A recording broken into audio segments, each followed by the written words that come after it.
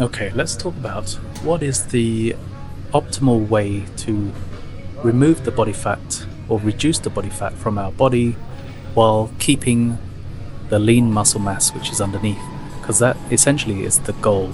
There's so much information online, um, and it can get a little confusing. People posting videos, transformation videos of themselves, from fat to fit, and the majority of video shows them going for runs, working out very hard, and this is, I think, what's caused the confusion, because losing body fat primarily is easier done with nutrition rather than cardio. Cardio is a great help when it comes to losing fat, but it should only be about 20%, I think. The majority of the fat loss should be about 80% what you consume. You see, the thing to understand is our bodies requires a certain amount of calories per day.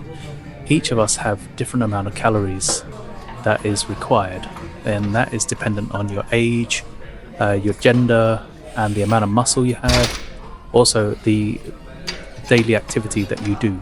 So each one of us has this number, and it's all very different, a number that keeps us at our current body size.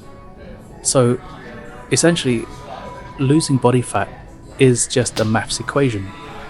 To lose weight, you just eat lower than this number, and vice versa. When you're in a bulking stage, you just eat slightly above it. Now, that's only one part of the equation.